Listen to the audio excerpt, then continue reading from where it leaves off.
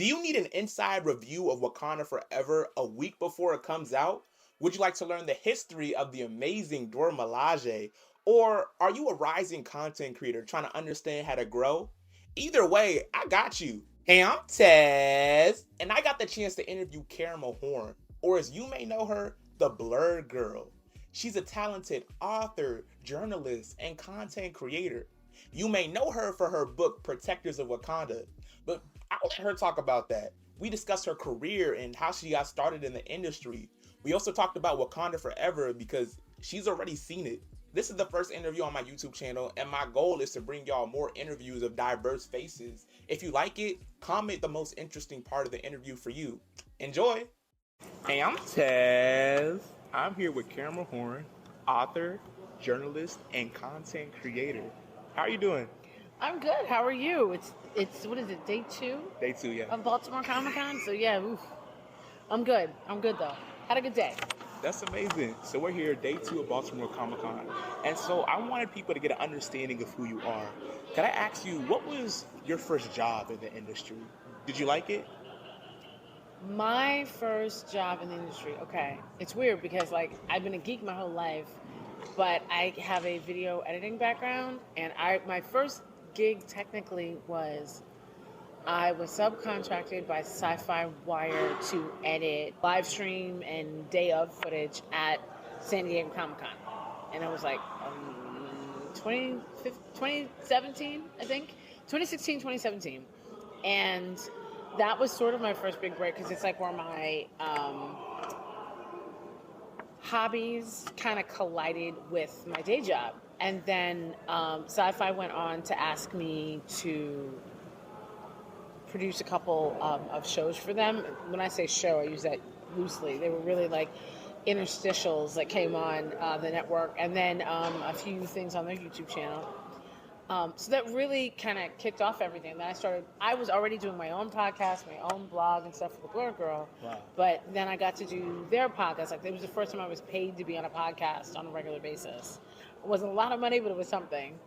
And then it dawned on me, like, okay, so this is how people can make a living doing this. They do several different things and within the realm of media, and that's how they can make a living at it. And I was like, okay. So by 2019, I was lucky enough to basically do it full time. I left something out. My on-camera big break was being on the red carpet at the first Black Panther. Nice. That was my big break, because then not only did people see me, but I was able to meet industry people, because at those red carpets you meet a lot of people, and I started doing more press junkets and things like that. So that's amazing. Thank you. Now, a follow-up to that, I want to ask, you do a lot of things. So you're an author, you're a content creator, you're on Twitter, Instagram. How do you put these all into one? How do you go about branding yourself? Well, the book is new. I didn't start with that. I started with branding myself. And so what I started doing was conducting myself in spaces and online like I was already a journalist, like I was already a content creator. So if I went to events, I would go, even if I went as a panelist or something to a convention, I would walk around and get interviews like this. I would have discussions with people.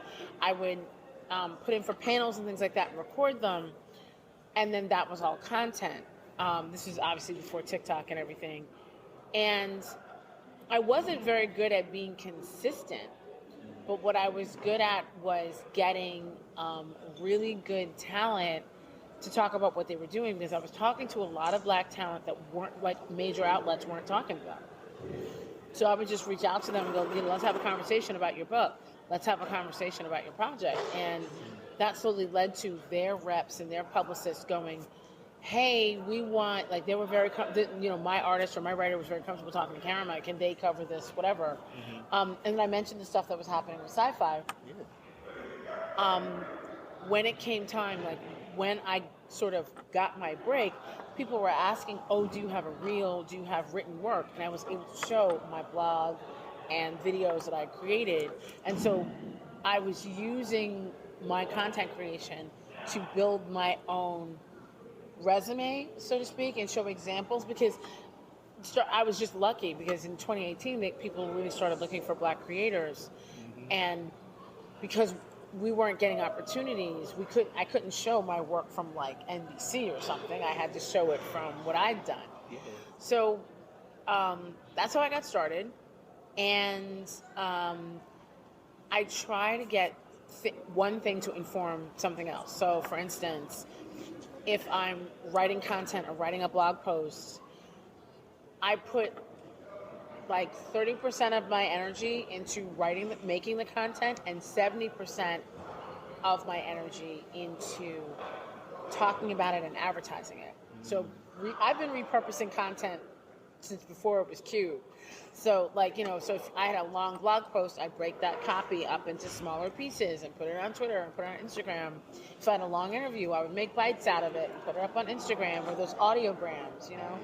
So that's how I started to do it. I don't know if I'm going to continue being in so many places at once because I'm exhausted, but I do. I learned that I didn't have to when I worked on this book, because I had to take time off to work on this book, and I was lucky enough at that time to sort of have a small team to help sort of we planned it, but to help keep things running while I was working, and it worked. So there were times that I wasn't there, or really wasn't present on social media, but it looked like I was, because I was still kind of posting clips and stuff, scheduling things out. Repurposing that media. Mm-hmm. Well, that's perfect. Thank you. No problem. So we have here Protectors of Wakanda. This is your book, right? This is my book. Marvel asked me to write this book about the Dora Milaje, and it was the way it works is when Marvel has different publishing houses they work with. So Marvel Comics definitely works in their home base in New York. But if it has to do with a book, whether or not it's a YA novel, any kind of prose book, a middle grade book, or kids novel, those are going to get published by different outlets. Like my publisher is Quarto.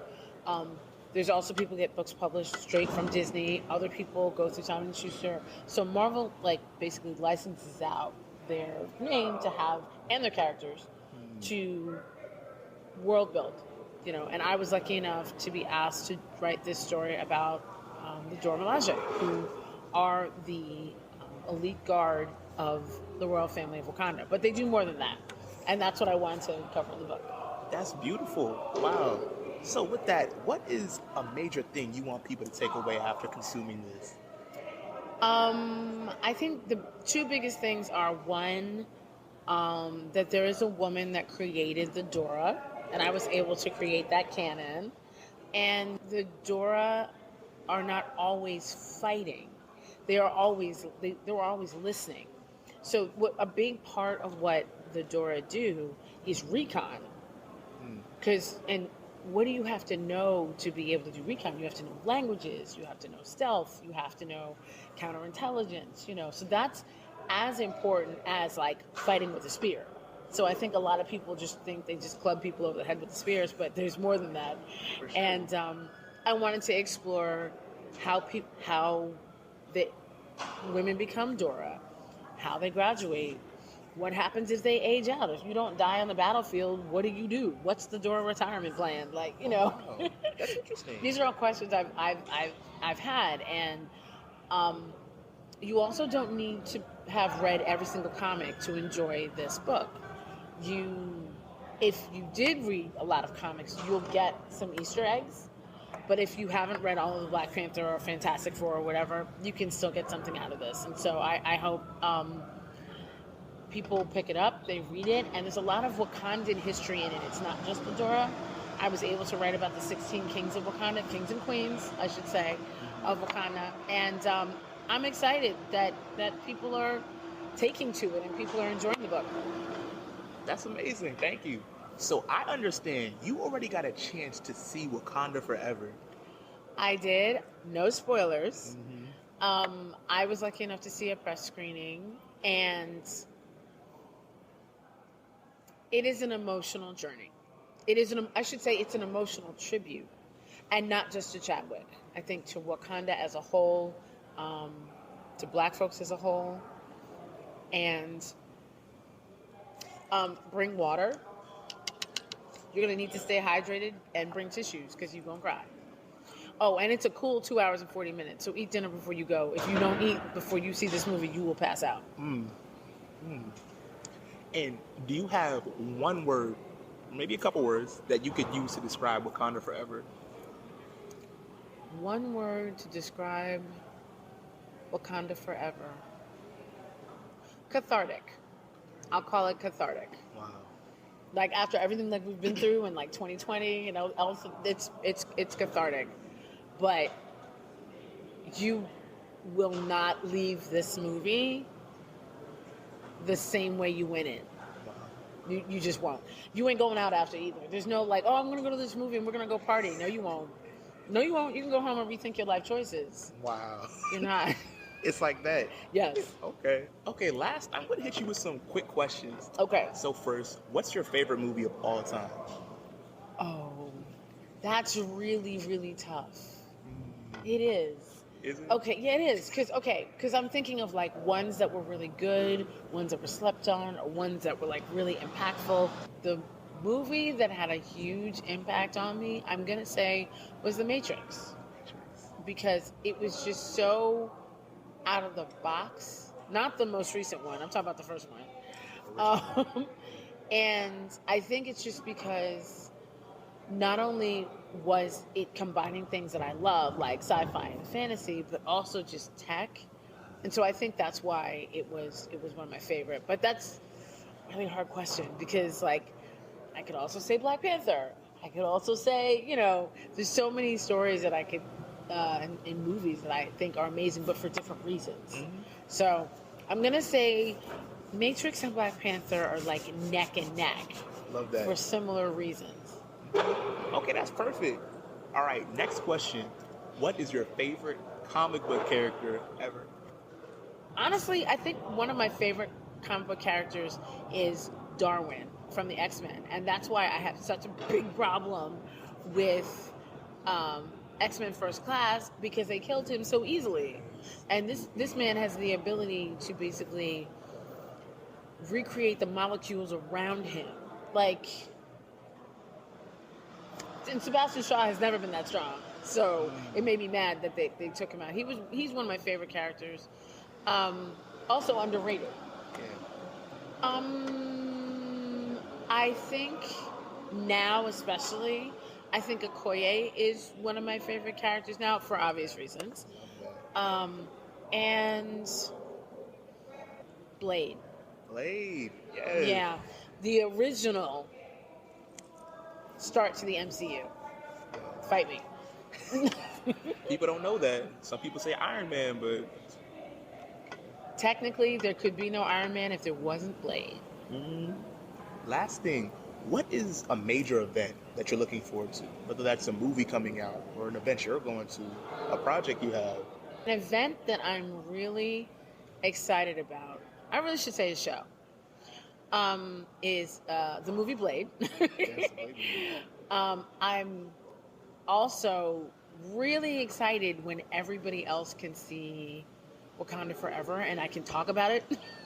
The third thing I'm excited for is I have heard that Disney has a Dora Milaje project in the works. I don't know if it's true. I can't corroborate this. I have not been told. But if there is, I would be so excited if I was able to participate in some way. So that would be really, really amazing. That's amazing. I hope they get you because, I mean, after this, like... I know, right? I would hope. That's amazing. Thank you. Thank you. Hey, I hope y'all enjoyed the interview. Did you peep the part about Wakanda Forever and the Dora Milaje show? That got me hyped personally.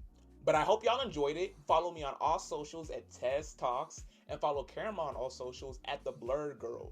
All of our links are in the description. And let me know who I should interview next. Thanks, y'all.